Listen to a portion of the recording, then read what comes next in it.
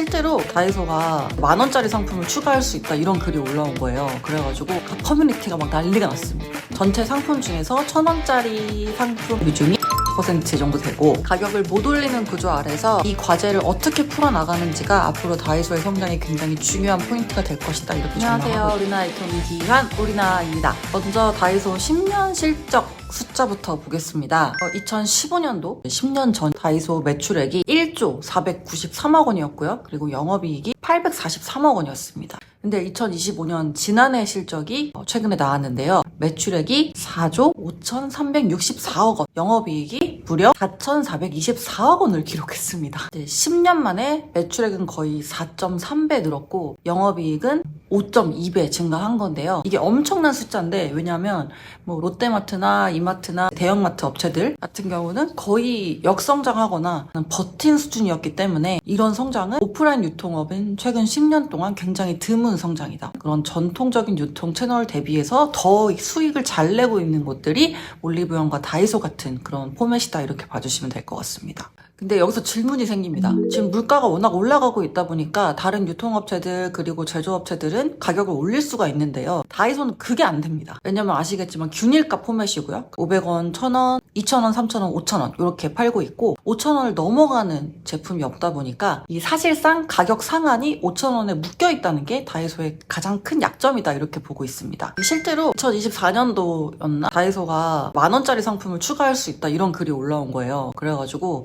각 커뮤니티가 막 난리가 났습니다. 결국 다이소도 값을 올리네 뭐 이런 얘기들이 있었는데 결국에 다이소가 사실 무근이다 이렇게 정리를 했는데 어쨌든 그때 반응만 봐도 5,000원이라는 상한선에 대한 고객들의 저항이 좀 크다 이런 부분들을 반영한다고 보고 있는데요. 아니 그럼 어떻게 매년 계속 성장을 하죠? 1,000원짜리 팔아가지고 4조 넘게 그게 어떻게 가능하죠? 라는 질문이 생길 수가 있습니다. 방향성은 3가지다 이렇게 보고 있습니다. 첫 번째, 더 많이 파는 겁니다. 지금 외국인 관광객이 많이 한국에 오고 있는데 그분들의 쇼핑 리스트에 다이소가 당당히 자리 잡게 되었습니다. 가성비를 널리 알리면서 외국인 해외 카드 결제액 같은 경우가 전년 대비 60% 증가했고요. 고객 접점을 늘릴 수 있는 게 기존의 오프라인 점포로만 대응하던 거를 온라인으로 또 확장을 하고 있습니다. 다이소가 온라인몰이 제일 약했었는데 그런 부분들을 개편하고 강화하면서 온라인몰 활성 이용자 수가 516만 명까지 올라왔습니다. 네이버가 작년에 런칭했던 네이버 플러스 스토어 앱 1월에 700만 정도였거든요. 그러니까는 생각보다 좀 다이소 앱도 빠르게 올라오고 있다 이렇게 볼 수 있을 것 같고요. 그다음에 두 번째는 더 비싼 상품, 그러니까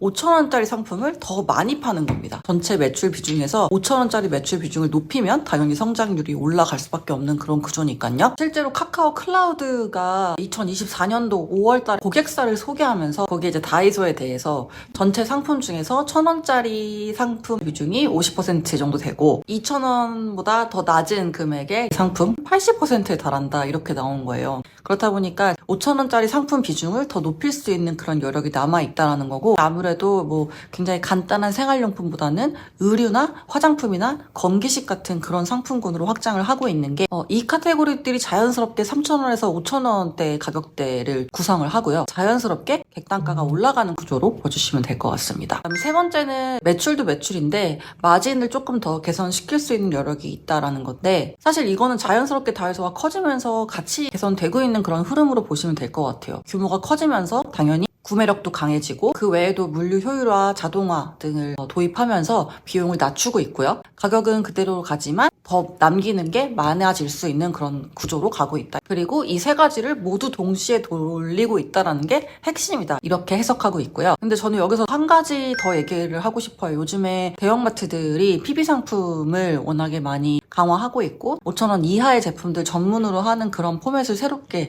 런칭하기 시작했는데 사실상 다이소가 만들어 놓은 이 초저가 트렌드를 따라가는 흐름이다 이렇게 보고 있습니다. 다이소가 소비자들의 기준점 자체를 바꿔놔 버리고 있다. 이 정도 가격에 이 정도 퀄리티면 충분히 괜찮다라는 것을 학습을 시키고 있다 이렇게 보고 있고 이게 비단 우리나라 사람들 뿐만 아니라 해외에서 놀러오는 외국인 관광객들까지도 학습을 시키고 있다 보니까 다이소가 단순히 초저가를 지향하는 그런 할인점이긴 하지만 하지만 소비 트렌드를 어떻게 보면 만든 회사로 포지셔닝이 좀 바뀌고 있다 이렇게 볼 수도 있겠고요. 이게 저희가 애널리스트 시각에서 보는 다이소의 가장 큰 경쟁력이다 이렇게 판단하고 있습니다. 그리고 편의점 같은 경우가 기존에 담배 매출액이 좀 비중이 높은 편인데 이런 부분들을 타개하기 위해서 최근에 또 강화하고 있는 카테고리가 건강기능식품 번들로 나온 게 아니라 한 팩짜리 파우치로 된 형태 이런 거 하나짜리 이런 식으로 판매하는 것들, 화장품 소용량 제품으로 또 판매를 많이 하고 뭐 그런 것들을 강화하면서 마진 좋은 쪽으로 많이 돌리려고 하고 있는 상황인데, 근데 사실 이 품목들을 다이소가 가장 잘하고 있는 품목들이다 보니까 이게 좀 편의점 입장에서는 다이소가 어떻게 보면 또 경쟁자로 볼 수 있는 내용이다. 그다음에 화장품 같은 경우도 지금 많은 브랜드 업체들이 좀 어려움에 직면해 있는 것들이 다이소 화장품이 충분히 괜찮다, 5,000원짜리도 충분히 괜찮다라는 거를 또 소비자들이 이제 인식을 하기 시작했다 보니까